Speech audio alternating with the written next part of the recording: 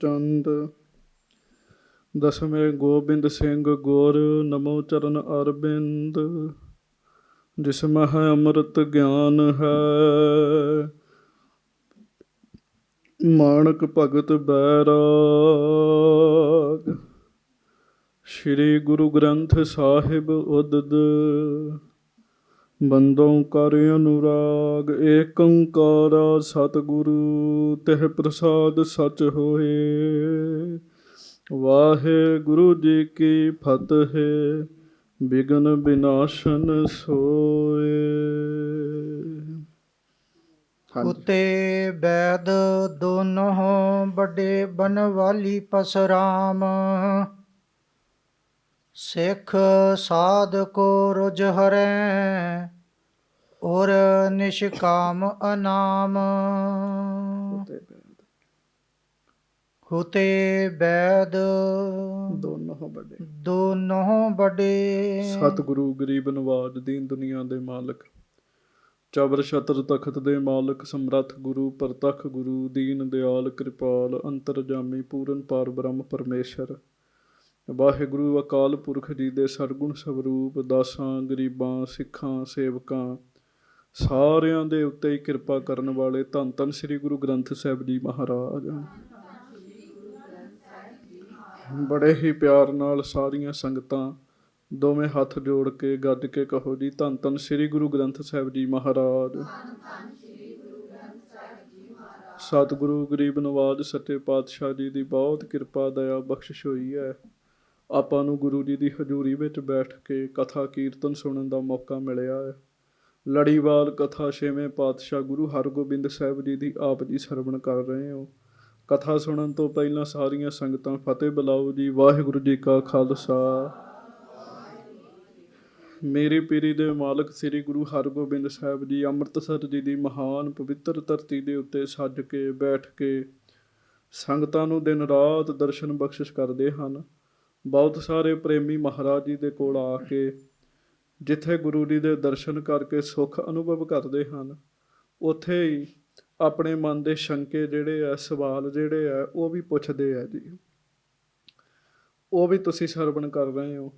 ਦੋ ਗੁਰੂ ਜੀ ਦੀ ਹਜ਼ੂਰੀ ਵਿੱਚ ਸਿੱਖ ਸਨ। ਇੱਕ ਸੀ ਭਾਈ ਧਿੰਗਣ ਜੀ ਤੇ ਇੱਕ ਸੀ ਭਾਈ ਮੱਧੂ ਜੀ। ਇਹ ਦੋਵੇਂ ਤਰਖਾਣ ਸਨ ਜੀ। ਲੱਕੜਾਂ ਕੱਟਣੀਆਂ, ਬਾਲਣ ਲੈ ਕੇ ਆਉਣਾ, ਮੰਜੀਆਂ ਬਣਾਉਣੀਆਂ, ਪੀੜ੍ਹੀਆਂ ਬਣਾਉਣੀਆਂ, ਇਹ ਇਹਨਾਂ ਦਾ ਕੰਮ ਸੀਗਾ ਜੀ। ਸਾਰੀ ਦਿਹਾੜੀ ਬੜੇ ਪ੍ਰੇਮ ਨਾਲ ਆਪਣਾ ਕੰਮ ਕਰਨਾ। ਜਦੋਂ ਕਥਾ ਹੋਣੀ, ਕੀਰਤਨ ਹੋਣਾ, ਪਹਿਲਾਂ ਹੀ ਆ ਕੇ ਬੈਠ ਜਾਣਾ ਜੀ। ਕਦੀ ਕਦੀ ਇਹ ਕਥਾ ਵੀ ਕਰਦੇ ਹੁੰਦੇ ਸੀਗੇ। ਸ਼ਬਦ ਦਾ ਅਭਿਆਸ ਕਰਦੇ ਰਹਿਣਾ। ਮਨ 'ਚ ਇਹਨਾਂ ਦੇ ਬਹੁਤ ਪ੍ਰੇਮ ਪੈਦਾ ਹੋ ਗਿਆ ਅਤੇ ਜਦੋਂ ਇਹਨਾਂ ਦਾ ਅੰਤਮ ਸਮਾਂ ਆਇਆ ਨਾ, ਇਹਨਾਂ ਨੂੰ ਪਹਿਲਾਂ ਹੀ ਪਤਾ ਲੱਗ ਗਿਆ ਜੀ। ਇਹਨਾਂ ਨੇ ਹਰਿਮੰਦਰ ਸਾਹਿਬ ਸਰੋਵਰ ਵਿੱਚ ਇਸ਼ਨਾਨ ਕੀਤਾ। ਜੋ ਇਹਨਾਂ ਕੋਲ ਘਰ ਦਾ ਸਮਾਨ ਸੀ ਸਾਰਾ ਕੁਝ ਹੀ ਲੋਕਾਂ ਵਿੱਚ ਵੰਡ ਦਿੱਤਾ ਜੀ। ਕੁਝ ਨਹੀਂ ਰੱਖਿਆ, ਆਪ ਆਪਣਾ ਸਰੀਰ ਤਿਆਗ ਦਿੱਤਾ ਜੀ। ਦੋਵਾਂ ਨੇ ਇਕੱਠਿਆਂ ਹੀ ਸਰੀਰ ਤਿਆਗਿਆ। ਗੁਰੂ ਹਰਗੋਬਿੰਦ ਸਾਹਿਬ ਜੀ ਨੂੰ ਜਦੋਂ ਪਤਾ ਲੱਗਾ, ਸ੍ਰੀ ਗੁਰੂ ਹਰਗੋਬਿੰਦ ਸਾਹਿਬ ਖੁਦ ਇਹਨਾਂ ਦੇ ਸੰਸਕਾਰ ਉੱਤੇ ਪਹੁੰਚੇ। ਅਤੇ ਕਮਾਲ ਦੀ ਗੱਲ ਇਹ ਹੈ, ਸ੍ਰੀ ਗੁਰੂ ਹਰਗੋਬਿੰਦ ਸਾਹਿਬ ਨੇ ਉਹਨਾਂ ਦੋਵਾਂ ਦਾ ਹੀ ਸੰਸਕਾਰ ਆਪਣੇ ਹੱਥੀਂ ਕੀਤਾ ਜੀ। ਗੁਰੂ ਜੀ ਨੇ ਆਪਣੇ ਹੱਥਾਂ ਨਾਲ ਉਹਨਾਂ ਦਾ ਸੰਸਕਾਰ ਕੀਤਾ ਅਤੇ ਮਹਾਰਾਜ ਨੇ ਫਿਰ ਬਾਅਦ 'ਚ ਦੱਸਿਆ, ਸੰਗਤ ਜੀ ਇਹ ਦੋਵੇਂ ਸਿੱਖ ਬ੍ਰਹਮ ਗਿਆਨੀ ਸਿੱਖ ਸਨ। ਕਹਿਣ ਲੱਗੇ ਇਹਨਾਂ ਦੀ ਅਵਸਥਾ ਬਹੁਤ ਉੱਚੀ, ਪਰ ਇਹਨਾਂ ਨੇ ਕਿਸੇ ਨੂੰ ਪਤਾ ਨਹੀਂ ਲੱਗਣ ਦਿੱਤਾ। ਮਹਾਰਾਜ ਕਹਿਣ ਲੱਗੇ ਸੰਗਤ ਜੀ ਇਹ ਗੱਲ ਸਿੱਧੀ ਹੈਗੀ ਹੈ, ਜਿਹਨੇ ਪਤਾ ਨਹੀਂ ਲੱਗਣ ਦਿੱਤਾ ਉਹਨੇ ਆਪਣੀ ਕਮਾਈ ਬਚਾ ਲਈ ਜੀ। ਅਸੀਂ 2 ਪਾਠ ਜਪਜੀ ਸਾਹਿਬ ਦੇ ਕਰਨੇ ਹੁੰਦੇ ਆ ਅਤੇ ਜਿੰਨਾ ਚਿਰ 50 ਜਣਿਆਂ ਨੂੰ ਦੱਸ ਨਹੀਂ ਲੈਂਦੇ ਉਹਨਾਂ ਚਿਰ ਗੱਲ ਨਹੀਂ ਬਣਦੀ ਜੀ। ਲੋਕ ਕਹਿਣ ਇਹ ਬੰਦਾ ਬੜਾ ਧਾਰਮਿਕ ਹੈਗਾ, ਇਹ ਬੀਬੀ ਤੇ ਬਹੁਤ ਚੰਗੀ, ਬੜਾ ਨਾਮ ਜਪਦੀ ਹੈ। ਸੰਗਤ ਜੀ ਉਹ ਜਿਹੜਾ ਲੋਕਾਂ ਦੇ ਵਿੱਚ ਆ ਜਾਂਦਾ ਨਾ ਜੀ, ਉਹ ਸਮਝੋ ਚੁਗਿਆ ਗਿਆ ਜੀ। ਜਿਹੜਾ ਦਾਣਾ ਧਰਤੀ ਦੇ ਉੱਤੇ ਪਿਆ ਰਵੇ ਉਹਨੂੰ ਚਿੜੀਆਂ ਅਤੇ ਕਾਂ ਚੁੱਗ ਕੇ ਲੈ ਜਾਂਦੇ ਆ ਜੀ। ਜਿਹੜਾ ਧਰਤੀ ਦੇ ਹੇਠਾਂ ਜਿਹਦੇ ਉੱਤੇ ਮਿੱਟੀ ਆ ਜਾਵੇ ਨਾ ਜੀ, ਉਹ ਫਿਰ ਪੁੰਗਰਦਾ ਜੀ, ਉਹਨੂੰ ਫਲ ਲੱਗਦਾ।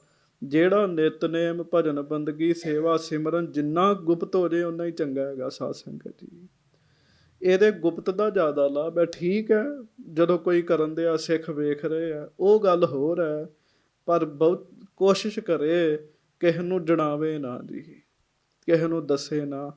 ਥੋੜ੍ਹੀ ਜਿਹੀ ਅਵਸਥਾ ਬਣ ਜਾਵੇ ਤੇ ਦੱਸਿਆਂ ਕਈ ਵਾਰੀ ਅਵਸਥਾ ਵਿਗੜ ਵੀ ਜਾਂਦੀ ਜੀ। ਮੈਨੂੰ ਇਹੋ ਜਿਹੇ ਬੜੇ ਬੰਦੇ ਮਿਲੇ, ਉਹ ਕਹਿੰਦੇ ਜੀ ਪਹਿਲਾਂ ਤੇ ਬੜੀ ਬਾਣੀ ਪੜ੍ਹਦੇ ਸਾਂ, ਹੁਣ ਨਹੀਂ ਪੜ੍ਹੀ ਜਾਂਦੀ। ਮੈਂ ਕਿਹਾ ਕਿਉਂ, ਹੁਣ ਕਿਉਂ ਨਹੀਂ ਬਾਣੀ ਪੜ੍ਹਦੇ? ਕਹਿੰਦੇ ਕਿਸੇ ਨੂੰ ਦੱਸ ਬੈਠੇ ਕਹਿਣ ਲੱਗੇ। ਜਦੋਂ ਕਿਸੇ ਨੂੰ ਦੱਸ ਬਈਏ ਤੇ ਉਹ ਸਾਰਾ ਕੁਝ ਹਾਏ ਹੀ ਲੱਗ ਜਾਂਦੀ ਬਸ ਜੀ। ਇੱਕ ਆਪਣੇ ਅੰਦਰ ਵੀ ਹਉਮੈ ਆਉਂਦੀ ਤਾਂ ਹੀ ਬੰਦਾ ਦੱਸਦਾ ਨਾ ਜੀ।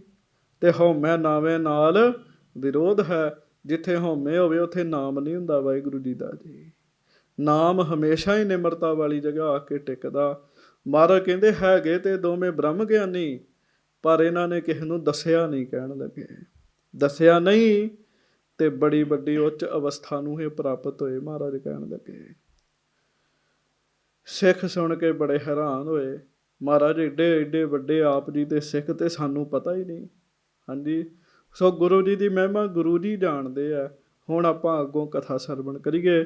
ਧਰੋ ਗੁਰੂ ਹਰਗੋਬਿੰਦ ਸਾਹਿਬ ਛੇਵੇਂ ਪਾਤਸ਼ਾਹ ਮੀਰੀ ਪੀਰੀ ਦੇ ਮਾਲਕ ਜੀ ਦੇ ਚਰਨਾਂ ਦਾ ਧਿਆਨ, ਤੇ ਸਾਰੀ ਸੰਗਤ ਗੱਜ ਕੇ ਕਹੋ ਧੰਨ ਧੰਨ ਸ੍ਰੀ ਗੁਰੂ ਹਰਗੋਬਿੰਦ ਸਾਹਿਬ ਜੀ ਮਹਾਰਾਜ। ਸਭ ਸੰਗਤ ਗੱਜ ਕੇ ਆਖੋ ਜੀ ਸਤਨਾਮ ਸ੍ਰੀ ਸਾਹਿਬ ਜੀ। ਦੋਹਰਾ ਹੁਤੇ ਬੈਦ ਦੋਨੋਂ ਵੱਡੇ, ਬਨਵਾਲੀ ਪਰਸਰਾਮ। ਦੋ ਸਿੱਖ ਨੇ ਜੀ, ਇਹ ਵੈਦ ਨੇ ਜੀ।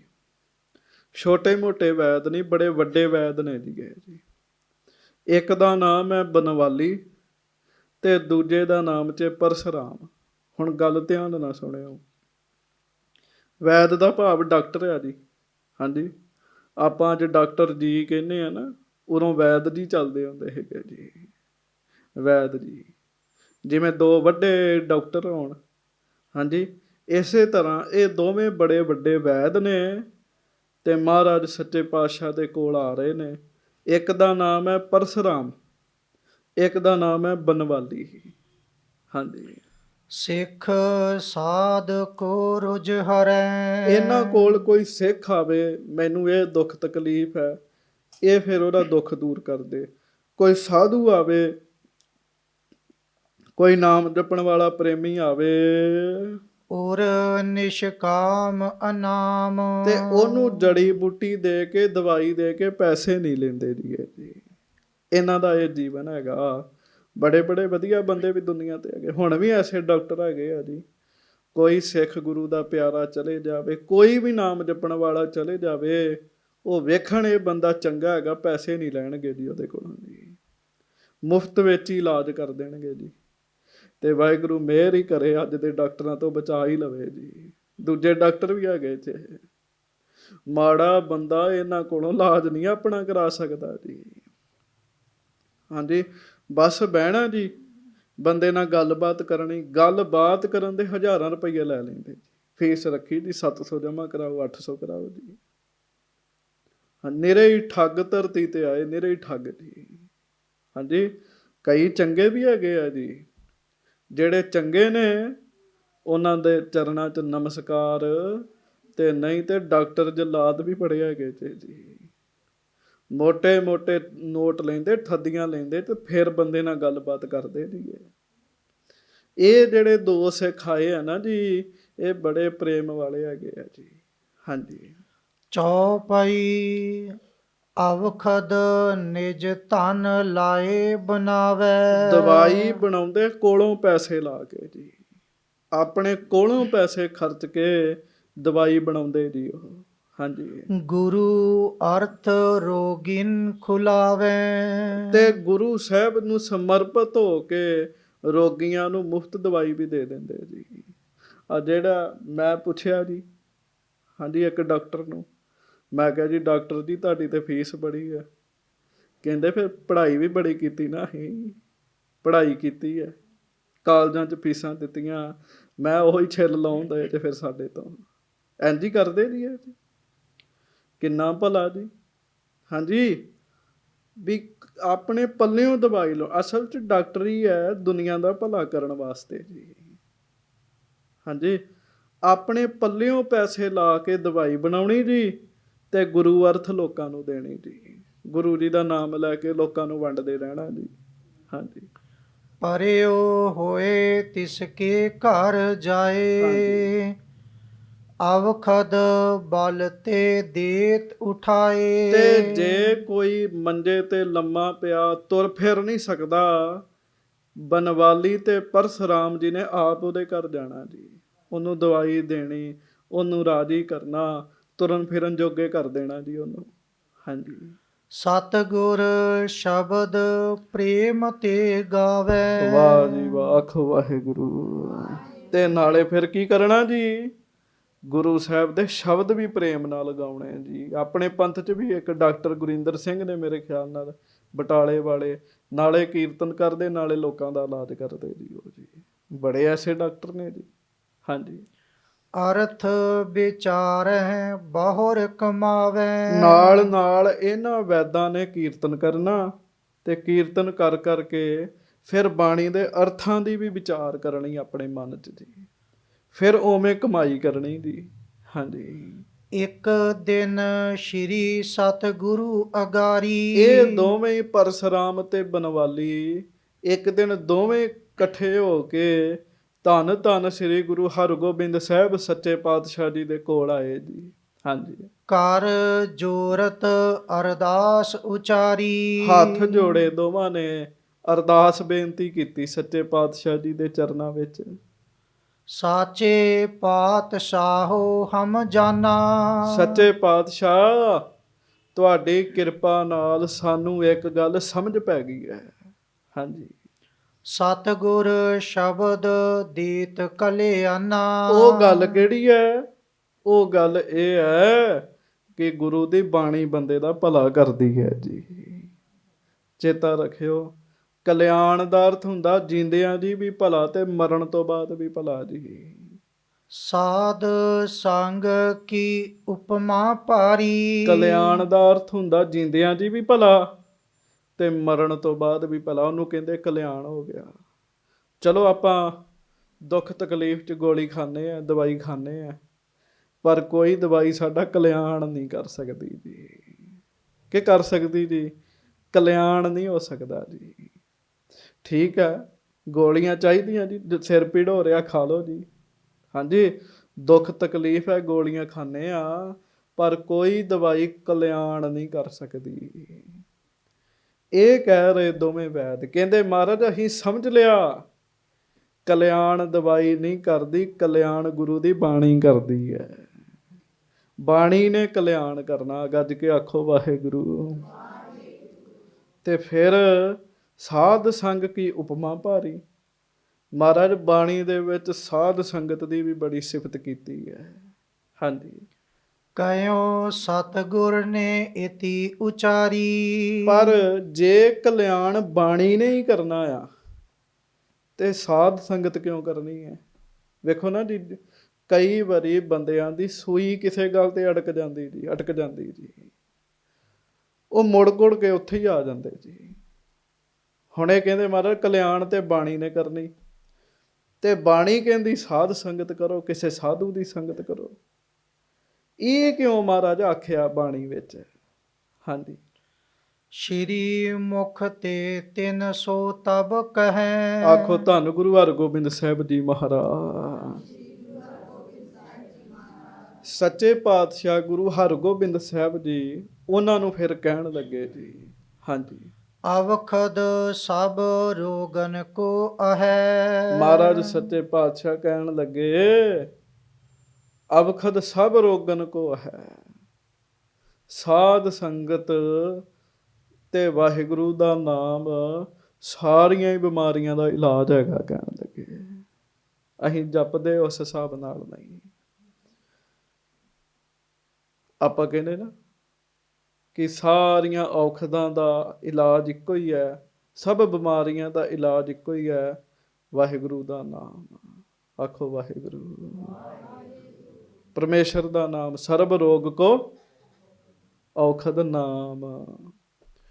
ਭਾਈ ਵੀਰ ਸਿੰਘ ਜੀ ਨੇ ਇਹਦੇ ਉੱਤੇ ਲਿਖਿਆ ਜੀ। ਕਹਿੰਦੇ ਤੁਹਾਨੂੰ ਕੋਈ ਰੋਗ ਲੱਗਾ, ਮੈਂ ਪ੍ਰੈਕਟੀਕਲ ਕੀਤਾ ਤਾਂ ਕਹਿਣ ਲੱਗਾ ਜੀ। ਕੋਈ ਰੋਗ ਲੱਗਾ, ਵਾਹਿਗੁਰੂ ਵਾਹਿਗੁਰੂ ਜਪੋ ਤਾਂ ਇਉਂ ਸਮਝੋ ਵੀ ਨਾਮ ਅੰਦਰ ਜਾ ਰਿਹਾ ਤੁਹਾਡੇ ਜੀ। ਨਾਮ ਅੰਦਰ ਜਾ ਰਿਹਾ, ਮਨ ਦੇ ਛੱਡੋ, ਵਾਹਿਗੁਰੂ ਜੀ ਦਾ ਨਾਮ ਤਨ ਦੇ ਰੋਗ ਵੀ ਸਹੀ ਕਰ ਦਿੰਦਾ ਹੈ ਜੀ। ਤਨ ਦੇ ਵੀ, ਪਰ ਭਰੋਸਾ ਬੜਾ ਕਰਨਾ ਪੈਣਾ। ਛੋਟੇ ਮੋਟੇ ਭਰੋਸੇ ਦੀ ਗੱਲ ਨਹੀਂ ਹੈਗੀ ਜੀ, ਬਹੁਤਾ ਵੱਡਾ ਭਰੋਸਾ ਕਰਨਾ ਪੈਣਾ ਜੀ। ਹਾਂਜੀ। ਤੁਮਨੇ ਕਰ ਸਭ ਘਰ ਮਹਿ ਰਾਖੀ, ਹਾਂਜੀ। ਰੋਗਾ ਤੁਰ ਆਵੇ ਹੋਏ ਕਾਂਖੀ। ਮਹਾਰਾਜ ਕਹਿਣ ਲੱਗੇ, ਭਾਈ ਬਨਵਾਲੀ, ਭਾਈ ਪਰਸਰਾਮ, ਤੁਸੀਂ ਆਪਣੇ ਘਰ 'ਚ ਦਵਾਈਆਂ ਬਣਾ ਬਣਾ ਰੱਖੀਆਂ ਸਾਰੇ ਰੋਗਾਂ ਦੀਆਂ, ਤੇ ਰੋਗੀ ਤੁਹਾਡੇ ਕੋਲ ਆਉਂਦੇ ਆ। ਹਾਂਜੀ। ਦੇਖ ਨਾਟਕਾ ਕਰਹਿ ਵਿਚਾਰੀ। ਤੇ ਮਹਾਰਾਜ ਕਹਿੰਦੇ ਫਿਰ ਤੁਸੀਂ ਨਬਜ ਫੜਦੇ ਤੇ ਉਹਨਾਂ ਦੀ, ਨਬਜ ਫੜ ਕੇ ਵਿਚਾਰ ਕਰਦੇ ਤੇ। ਹਾਂਜੀ। ਗਰਮੀ ਸਰਦੀ ਕਫੀ ਉਧਾਰੀ। ਵਾਤ ਪਿੱਤ ਕਫ, ਇਹ ਤਿੰਨ ਹੀ ਰੋਗ ਨੇ ਜੀ ਮੇਨ ਜੀ। ਵਾਤ ਪਿੱਤ ਕਫ, ਇਹਨਾਂ ਤੋਂ ਹੀ ਰੋਗ ਸਾਰੇ ਪੈਦਾ ਹੁੰਦੇ ਜੀ। ਇੱਕ ਹਵਾ ਵਿਗੜ ਜਾਣੀ, ਇੱਕ ਸਰੀਰ 'ਚ ਰੇਸ਼ਾ ਹੋ ਜਾਣਾ, ਕਫ ਹੋ ਜਾਣਾ ਜੀ। ਹਾਂਜੀ। ਇਹੋ ਹੀ ਸਾਰੇ ਰੋਗ ਨੇ ਜੀ। ਪਿੱਤ, ਅੰਦਰ ਗਰਮੀ ਪੈਦਾ ਹੋ ਜਾਣੀ ਜੀ। ਸਭ ਰੋਗਾਂ ਦੀ ਜੜ ਇਹ ਤਿੰਨ ਚੀਜ਼ਾਂ ਨੇ ਜੀ। ਤੁਸੀਂ ਨਬਜ ਫੜ ਕੇ ਵੇਖਦੇ ਹੋ ਵੀ ਇਹਦੀ ਹਵਾ ਵਿਗੜੀ ਹੈ। ਹਾਂਜੀ, ਜਿਹਨੂੰ ਅਸੀਂ ਬਲੱਡ ਪ੍ਰੈਸ਼ਰ ਵੀ ਕਹਿ ਦਿੰਦੇ ਜੀ, ਹਵਾ ਹੀ ਵਿਗੜਦੀ ਹੈ ਜੀ ਅੰਦਰੋਂ। ਇਹਨੂੰ ਕਫ ਹੈ ਜਾਂ ਇਹਨੂੰ ਪਿੱਤ ਗਰਮੀ ਹੈ। ਨਬਜ ਫੜਿਆ ਪਤਾ ਲੱਗਦਾ। ਸੰਗਤ ਜੀ, ਇਹੋ ਜਿਹੇ ਵੀ ਵੈਦ ਹੋਏ ਆ, ਨਬਜ ਵੀ ਨਹੀਂ ਸੀ ਫੜਦੇ, ਚਿਹਰਾ ਵੇਖ ਕੇ ਬੰਦੇ ਦੀ ਦਵਾਈ ਲਿਖ ਦਿੰਦੇ ਸੀਗੇ ਜੀ। ਕਹਿੰਦੇ ਨਾ, ਅੱਜ ਪੜ੍ਹਾਈ ਬੜੀ ਵੱਧ ਗਈ, ਅੱਜ ਬੰਦਾ ਬੜਾ ਸਿਆਣਾ। ਅੱਜ ਕੋਈ ਏਡਾ ਸਿਆਣਾ ਨਹੀਂ ਹੈਗਾ। ਐਕਸਰੇ ਕਰਦੇ ਤੇ ਮੋਟੇ ਮੋਟੇ ਨੋਟ ਲੈ ਕੇ MRI ਕਰਦੇ ਜੀ। ਹਾਂਜੀ। ਉਹਨਾਂ ਸ਼ਕਲ ਹੀ, ਚਿਹਰਾ ਹੀ ਵੇਖਣਾ ਵੀ ਇਹਨੂੰ ਇਹ ਰੋਗ ਹੈ, ਦਵਾਈ ਦੇ ਦੇਣੀ, ਬੰਦਾ ਰਾਜੀ ਜੀ। ਮਹਾਰਾਜ ਸੱਚੇ ਪਾਤਸ਼ਾਹ ਕਹਿੰਦੇ ਤੁਸੀਂ ਨਬਜ ਵੇਖ ਕੇ ਵੇਖਦੇ ਤੇ ਇਹਨੂੰ ਵਾਤ ਹੈ, ਪਿੱਤ ਹੈ ਜਾਂ ਕਫ ਹੈ। ਹਾਂਜੀ। ਨੀਕੇ ਜਬ ਪਰਖੋ ਤਬ ਦੇਤ। ਫਿਰ ਤੁਸੀਂ ਚੰਗੀ ਤਰ੍ਹਾਂ ਪਰਖ ਕਰਕੇ ਤੇ ਜਿਹੜੀ ਦਵਾਈ ਤੁਹਾਡੇ ਕੋਲ ਤਿਆਰ ਹੈ, ਮਹਾਰਾਜ ਕਹਿੰਦੇ ਉਹ ਦਵਾਈ ਤੁਸੀਂ ਦੇ ਦਿੰਦੇ ਹੋ। ਹਾਂਜੀ। ਬਾਹਰੋ ਪਥ ਬਤਾਏ ਸੁਖ ਹੇਤ। ਆਖੋ ਵਾਹਿਗੁਰੂ। ਅੱਛਾ, ਵੇਖ ਲੋ, ਇੱਕ ਇੱਕ ਗੱਲ ਮਹਾਰਾਜ ਨੇ ਤੱਤ ਕੱਢ ਕੇ ਦੱਸੀ ਜੀ। ਮਹਾਰਾਜ ਕਹਿੰਦੇ ਫਿਰ ਸਿੱਧੀ ਨਹੀਂ ਦਿੰਦੇ, ਨਾਲ ਤੁਸੀਂ ਦਵਾਈ ਖਾਣ ਦਾ ਵੀ ਤਰੀਕਾ ਦੱਸਦੇ ਹੋ ਜੀ। ਹਾਂਜੀ। ਆਪਾਂ ਦਵਾਈ ਲੈਂਦੇ ਹਾਂ ਡਾਕਟਰ ਨੂੰ ਤੇ ਪੁੱਛਦੇ ਵੀ ਡਾਕਟਰ ਸਾਹਿਬ ਖਾਣੀ ਕਿਵੇਂ ਹੈ। ਹਾਂਜੀ। ਹਰ ਦਵਾਈ ਖਾਣ ਦਾ ਤਰੀਕਾ ਜੀ, ਕੋਈ ਪ੍ਰਸ਼ਾਦੇ ਤੋਂ ਪਹਿਲਾਂ, ਕੋਈ ਪ੍ਰਸ਼ਾਦੇ ਤੋਂ ਬਾਅਦ, ਕੋਈ ਦੁੱਧ ਨਾਲ, ਕੋਈ ਪਾਣੀ ਦੇ ਨਾਲ ਜੀ। ਹਾਂਜੀ। ਹਰ ਤਰ੍ਹਾਂ ਦੀ ਦਵਾਈ, ਕੋਈ ਪੀਣ ਵਾਲੀ ਹੈ, ਕੋਈ ਸਿੱਧੀ ਖਾਣ ਵਾਲੀ ਹੈ ਜੀ। ਹਾਂਜੀ। ਤਬ ਤਿਸ ਕੋ ਰੁਜ ਦੂਰ ਬਿਦਾਰੋ। ਮਹਾਰਾਜ ਕਹਿੰਦੇ ਤੁਸੀਂ ਪਹਿਲਾਂ ਪਰਖਦੇ ਤੇ ਫਿਰ ਦਵਾਈ ਦਿੰਦੇ ਹੋ, ਫਿਰ ਦਵਾਈ ਖਾਣ ਦਾ ਤਰੀਕਾ ਦੱਸਦੇ ਹੋ, ਤੇ ਫਿਰ ਰੋਗ ਸਹੀ ਹੁੰਦਾ ਹੈ। ਹਾਂਜੀ। ਸਨੇ ਸਨੇ ਹੋਏ ਜਾਤ ਸੁਖਾਰੋ। ਤੇ ਸਹਿਜੇ ਸਹਿਜੇ ਬੰਦਾ ਰਾਜੀ ਖੁਸ਼ੀ ਹੋ ਜਾਂਦਾ। ਤੁਹਾਡੇ ਤੋਂ ਦਵਾਈ ਲੈ ਕੇ ਬੰਦਾ ਰਾਜੀ ਖੁਸ਼ੀ ਹੋ ਜਾਂਦਾ। ਮਹਾਰਾਜ ਕਹਿਣ ਲੱਗੇ। ਹਾਂਜੀ। ਧਰੀ ਹੋਏ ਜੇ ਅਵਖਦ ਲਾਖ। ਮਹਾਰਾਜ ਕਹਿਣ ਲੱਗੇ ਵੀ ਤੁਹਾਡੇ ਕੋਲ ਭਾਵੇਂ ਲੱਖਾਂ ਦਵਾਈਆਂ ਤਿਆਰ ਹੋਣ। ਹਾਂਜੀ। ਰੋਗੀ ਮਿਲੇ ਸਗਲ ਉਰ ਕਾਂਖ। ਆਖੋ ਵਾਹਿਗੁਰੂ। ਮਹਾਰਾਜ ਕਹਿੰਦੇ ਰੋਗੀ ਦੇ ਹਿਰਦੇ ਵਿੱਚ ਦਵਾਈ ਦੀ ਇੱਛਾ ਕਰਕੇ ਉਹ ਤੁਹਾਨੂੰ ਮਿਲਦਾ। ਹਾਂਜੀ। ਬਿਨਾ ਵੈਦ ਤੇ ਰੋਗ ਨਾ ਜਾਈ। ਪਰ ਤੁਸੀਂ ਲੱਖਾਂ ਦਵਾਈਆਂ ਨਹੀਂ ਦਿੰਦੇ। ਦਵਾਈਆਂ ਬਹੁਤ ਨੇ, ਪਰ ਤੁਸੀਂ ਉਹ ਦਵਾਈ ਦੇਣੀ ਜਿਹੜਾ ਅਗਲੇ ਨੂੰ ਚਾਹੀਦੀ ਹੈ ਜੀ। ਹੁਣ ਮੈਡੀਕਲ ਸਟੋਰ ਭਰੇ ਪਏ ਆ ਜੀ, ਤੇ ਮੈਂ ਤੁਹਾਨੂੰ ਦੱਸਦਾ, ਤੁਸੀਂ ਮੇਰੇ ਤੋਂ ਵੱਡੀਆਂ ਉਮਰਾਂ ਵਾਲੇ ਬੈਠੇ 'ਚ, ਜਿੰਨੇ ਮੈਡੀਕਲ ਸਟੋਰ ਅੱਜ ਹੈਗੇ, ਅੱਜ ਤੋਂ 10 ਸਾਲ ਪਹਿਲਾਂ ਇੰਨੇ ਨਹੀਂ ਸੀ ਹੈਗੇ ਜੀ। ਇੰਨੇ ਨਹੀਂ ਸੀ ਹੈਗੇ ਜੀ। ਆ ਮਜੀਠਾ ਰੋਡ ਤੇ ਚਲੇ ਜਾਓ ਤੁਸੀਂ ਜੀ, ਕਿੰਨੇ ਮੈਡੀਕਲ ਸਟੋਰ ਇੱਥੇ ਹੀ ਆਪਣੇ ਬਾਜ਼ਾਰ 'ਚ ਹੀ 2-3 ਹੈਗੇ ਆ ਜੀ। ਹਾਂਜੀ, ਆਮਣੋ ਸਾਹਮਣੇ 3 ਨੇ ਜੀ, 3 ਜੀ। ਹਾਂਜੀ, ਪਹਿਲੇ ਸਮੇਂ 'ਚ ਇੰਨੇ ਨਹੀਂ ਸੀ ਹੁੰਦੇ ਜੀ, ਅੱਜ ਤੋਂ 10 ਸਾਲ ਪਹਿਲਾਂ ਨਹੀਂ ਸੀ ਹੁੰਦੇ ਜੀ। ਤੇ ਸਾਰੇ ਮੈਡੀਕਲ ਸਟੋਰ ਭਰੇ ਪਏ ਜੀ, ਭਰੇ ਪਏ ਜੀ। ਕੀ ਕਾਰਨ? ਨਾ ਸਮਝੀ ਵੱਧ ਗਈ, ਰੋਗ ਵੱਧ ਗਏ ਜੀ, ਦਵਾਈਆਂ ਵੱਧ ਗਈਆਂ। ਜੇ ਮੈਡੀਕਲ ਸਟੋਰ ਬਣੇ ਤਾਂ ਐਵੇਂ ਨਹੀਂ ਬਣੇ, ਰੋਗੀ ਵੀ ਲੋਕ ਵੱਧ ਗਏ ਜੀ। ਹਾਂਜੀ, ਮਹਾਰਾਜ ਕਹਿੰਦੇ ਤੁਹਾਡੇ ਕੋਲ ਲੱਖਾਂ ਦਵਾਈਆਂ ਹੁੰਦੀਆਂ, ਪਰ ਤੁਸੀਂ ਲੱਖਾਂ ਦਵਾਈਆਂ ਸਾਰਿਆਂ ਨੂੰ ਨਹੀਂ ਦਿੰਦੇ, ਜਿਹੜੀ ਜਿਹਨੂੰ ਲੋੜ ਉਹੀ ਹੀ ਦਿੰਦੇ ਹੋ। ਹਾਂਜੀ, ਇਹ ਨਿਸ਼ਚੈ ਜਾਣੋ ਸਮੁਦਾਈ। ਵੈਦ ਤੋਂ ਬਗੈਰ ਰੋਗ ਨਹੀਂ ਜਾਂਦਾ। ਰੋਗ ਦੂਰ ਕਰਨਾ ਤੇ ਵੈਦ ਦੀ ਲੋੜ ਹੈਗੀ ਹੈ, ਇਹ ਸਮਝੋ ਮਹਾਰਾਜ ਕਹਿੰਦੇ। ਹਾਂਜੀ, ਤਿਮ ਗੁਰਮੁਖ ਸਿੱਖ ਜੋ ਮਮ ਪਿਆਰੇ। ਕਹਿੰਦੇ ਮਹਾਰਾਜ ਬਿਲਕੁਲ ਠੀਕ ਹੈ, ਰੋਗੀ ਲਈ ਡਾਕਟਰ ਹੀ ਸਾਰਾ ਕੁਝ ਹੈਗਾ। ਜੇ ਰਾਜੀ ਹੋਣਾ ਤੇ ਵੈਦ ਚਾਹੀਦਾ। ਆਖੋ ਵਾਹਿਗੁਰੂ। ਮਹਾਰਾਜ ਕਹਿੰਦੇ ਤੁਸੀਂ ਕਹਿੰਦੇ ਹੋ ਸਾਧ ਸੰਗਤ ਕਿਉਂ ਕਰਨੀ, ਬਾਣੀ ਨੇ ਕਲਿਆਣ ਕਰਨਾ। ਤੇ ਗੱਲ ਵੇਖੋ ਮਹਾਰਾਜ ਨੇ ਕਿੱਧਰ ਜੋੜੀ। ਮਹਾਰਾਜ ਕਹਿੰਦੇ ਰੋਗ ਤਾਂ ਦਵਾਈ ਨੇ ਠੀਕ ਕਰਨਾ ਹੈ, ਪਰ ਵੈਦ ਦੀ ਲੋੜ ਹੈਗੀ ਹੈ ਜੀ। ਵੈਦ ਚਾਹੀਦਾ। ਇਹ ਦਵਾਈ ਖਾਣੀ ਕਿਵੇਂ ਹੈ, ਇਹ ਦਵਾਈ ਦਾ ਤਰੀਕਾ ਕੀ ਹੈ, ਪਰਹੇਜ਼ ਕੀ ਹੈ, ਇਹ ਤਾਂ ਵੈਦ ਨੇ ਦੱਸਣਾ ਨਾ, ਦਵਾਈ ਨੇ ਬੋਲ ਕੇ ਤਾਂ ਆਪ ਨਹੀਂ ਦੱਸਣਾ। ਰੋਗ ਦਵਾਈ ਨੇ ਹੀ ਠੀਕ ਕਰਨਾ ਹੈ, ਪਰ ਵੈਦ ਦੀ ਲੋੜ ਹੈਗੀ ਹੈ। ਇਸੇ ਹੀ ਤਰ੍ਹਾਂ ਗੁਰੂ ਜੀ ਦੇ ਪਿਆਰੇ ਸਿੱਖ ਨੇ ਜੀ। ਹਾਂਜੀ, ਦੇਖੈ ਪ੍ਰਥਮ ਕਵਨ ਅਧਿਕਾਰੀ। ਉਹਨਾਂ ਕੋਲ ਕੋਈ ਆਵੇ, ਸਾਧ ਸੰਗਤ ਵਿੱਚ ਕੋਈ ਆਵੇ, ਉਹ ਵੇਖਦੇ ਵੀ ਇਹਨੂੰ ਰੋਗ ਕਿਹੜਾ ਲੱਗਾ ਹੈ। ਆਖੋ ਵਾਹਿਗੁਰੂ। ਇਹਨੂੰ ਹਉਮੈ ਦਾ ਰੋਗ ਹੈ, ਇਹ ਲਾਲਚੀ ਹੈ, ਇਹ ਕ੍ਰੋਧੀ ਹੈ, ਉਹ ਵੇਖਦੇ ਹੈ। ਹਾਂਜੀ, ਕਰਮ ਉਪਾਸਨ ਕੈ ਦੋ ਗਿਆਨ। ਸਿੱਧਾ ਨਹੀਂ ਨਾਮ ਨਾਲ ਜੋੜਦੇ, ਪਹਿਲਾਂ ਕਿਤੇ ਕਿਸੇ ਨੂੰ ਕਰਮ ਦਿੰਦੇ ਆ, ਉਹ ਵੇਖਦੇ ਕਰਮ ਕਾਂਡ ਵਾਲਾ, ਉਪਾਸਨਾ ਵਾਲਾ ਜਾਂ ਗਿਆਨ ਵਾਲਾ ਹੈ, ਕਿਹੜਾ ਕੰਮ ਇਹ ਪਹਿਲਾਂ ਪਹਿਲਾਂ ਕਰੇਗਾ। ਹਾਂਜੀ, ਅਧਿਕਾਰੀ ਜਸ ਤਥਾ ਬਖਾਨ। ਰੋਗ ਵੇਖ ਕੇ ਉਹ ਵੇਖਦੇ ਵੀ ਇਹਦੇ 'ਚ ਕਮੀ ਕੀ ਹੈ, ਤੇ ਫਿਰ ਅਧਿਕਾਰੀ ਵੇਖ ਕੇ ਫਿਰ ਉਹ ਗੱਲ ਕਰਦੇ ਆ। ਹਾਂਜੀ, ਰਹਿਤ ਬਤਾਏ ਗੁਣਨ ਕੋ ਦੇਤ। ਫਿਰ ਉਹ ਕਹਿੰਦੇ ਪਿਆਰਿਆ ਆਹ ਕੰਮ ਕਰੇਗਾ ਤੇ ਇੰਝ ਹੋ ਜਾਏਗਾ। ਬੜੀ ਵੱਡੀ ਉਦਾਹਰਣ ਭਾਈ ਗੁਰਦਾਸ ਜੀ ਕਹਿੰਦੇ ਆ, ਗਨਕਾ ਪਾਪਣ ਹੋਏ ਕੈ ਪਾਪਾਂ ਦਾ ਗਲਹਾਰ ਪਰੋਤਾ।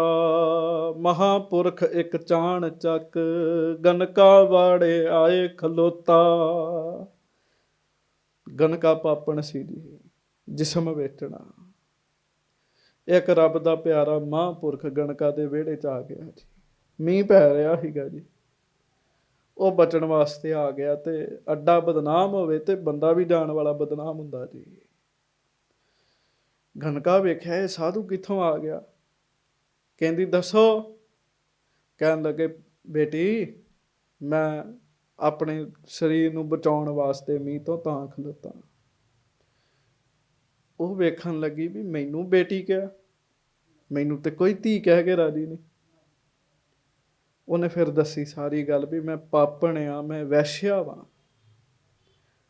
ਹੁਣ ਉਹਨਾਂ ਵੇਖਿਆ ਵੀ ਜੇ ਮੈਂ ਇਹਨੂੰ ਸਿੱਧਾ ਹੀ ਕਿਹਾ ਵੀ ਤੂੰ ਰਾਮ ਰਾਮ ਜਪ, ਤੇ ਇਹਦਾ ਧਿਆਨ ਨਹੀਂ ਲੱਗਣਾ, ਪਾਪ ਜ਼ਿਆਦਾ ਨੇ ਨਾ, ਤੇ ਸਿੱਧਾ ਰਾਮ ਰਾਮ ਨਹੀਂ ਇਹ ਜਪ ਸਕਦੀ। ਉਹਨਾਂ ਨੇ ਕੀ ਕੀਤਾ, ਕਹਿੰਦੇ ਫਿਰ ਦੁਰਮਤ ਦੇਖ ਦਇਆਲ ਹੋਏ, ਹੱਥੋਂ ਉਸਨੂੰ ਦਿੱਤੋਨ ਤੋਤਾ। ਗਨਕਾ ਨੂੰ ਤੋਤਾ ਦਿੱਤਾ ਜੀ। ਕਹਿੰਦੇ ਲੈ ਇਸ ਤੋਤੇ ਨੂੰ ਮਰਾ ਮਰਾ ਕਹਿਣਾ ਸਿਖਾਉਣਾ। ਹੁਣ ਮਹਾਂਪੁਰਖਾਂ ਦਾ ਉਹ ਤੋਤਾ ਸੀਗਾ ਜੀ, ਤੇ ਤੋਤਾ ਤਾਂ ਪਹਿਲਾਂ ਹੀ ਸਭ ਕੁਝ ਜਾਣਦਾ ਸੀਗਾ। ਪਰ ਗਣਕਾ ਉਹਨੂੰ ਕਹਿੰਦੀ ਬੋਲ ਮਰਾ, ਉਹ ਵੀ ਬੋਲਦਾ ਮਰਾ। ਮਹਾਂਪੁਰਖ ਕਹਿੰਦੇ ਤੂੰ ਤੋਤੇ ਨੂੰ ਪੜ੍ਹਾ, ਤੇਰਾ ਭਲਾ ਹੋ ਜਾਏਗਾ। ਸੰਗਤ ਜੀ ਉਹ ਤੋਤੇ ਨੂੰ ਮਰਾ ਮਰਾ ਕਹਿੰਦੀ ਹੈ। ਹੁਣ ਮਰਾ ਮਰਾ ਮਰਾ ਮਰਾ ਮਰਾ ਮਰਾ ਜਪਦੀ ਜਪਦੀ ਮਰਾ ਉਲਟ ਹੋ ਕੇ ਰਾਮ ਬਣਿਆ ਜੀ। ਉਹਨਾਂ ਚ ਮਰਾ ਮਰਾ ਜਪਦੀ ਅੰਦਰ ਟਿਕਣ ਲੱਗ ਪਿਆ ਜੀ।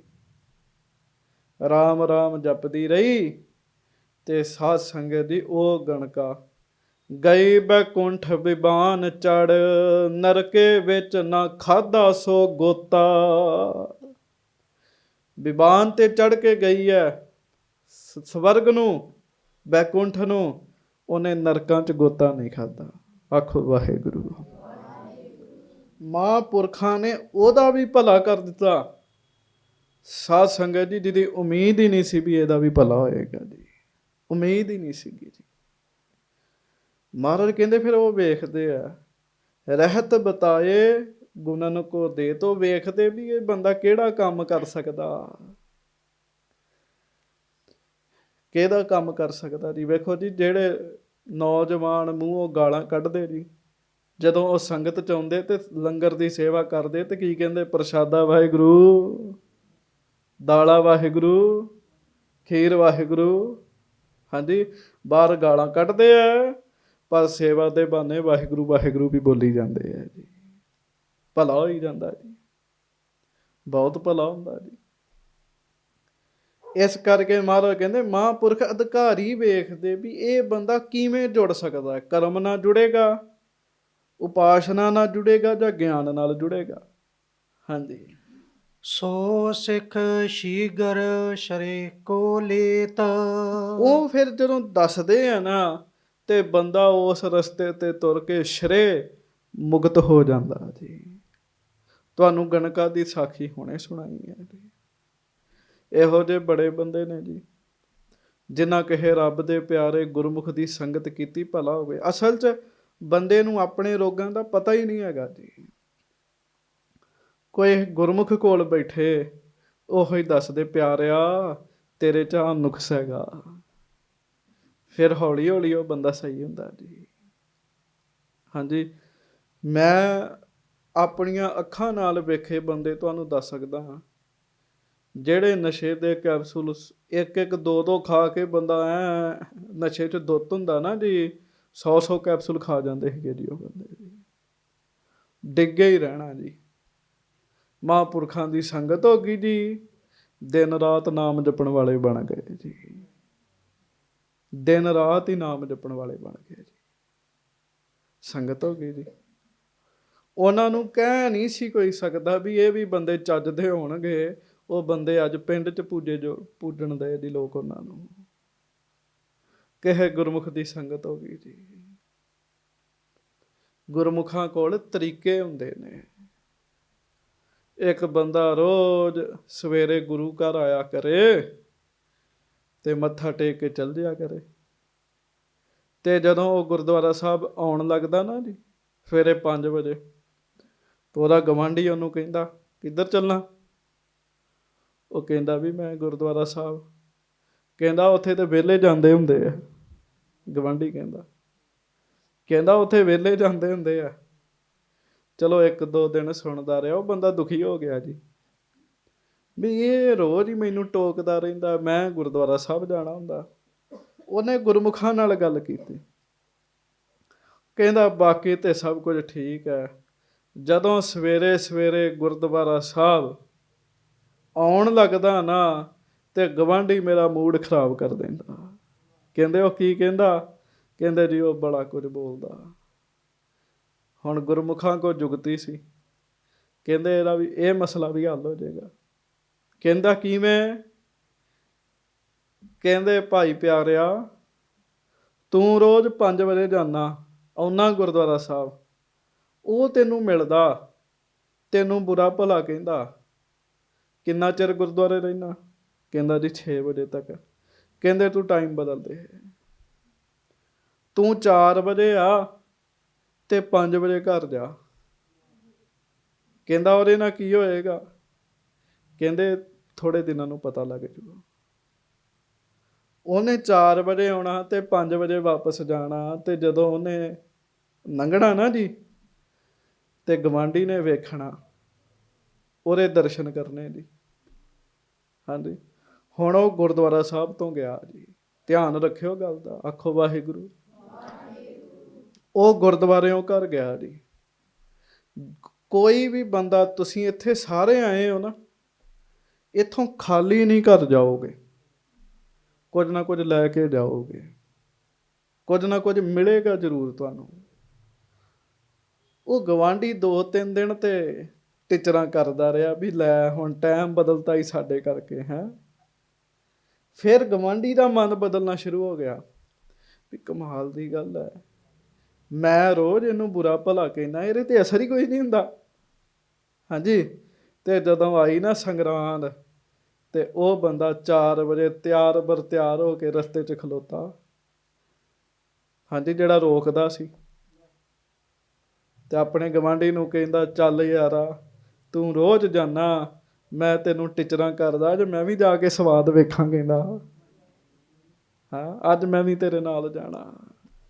ਆਖੋ ਵਾਹਿਗੁਰੂ। ਇਹ ਅਸਰ ਕਿਵੇਂ ਪਿਆ?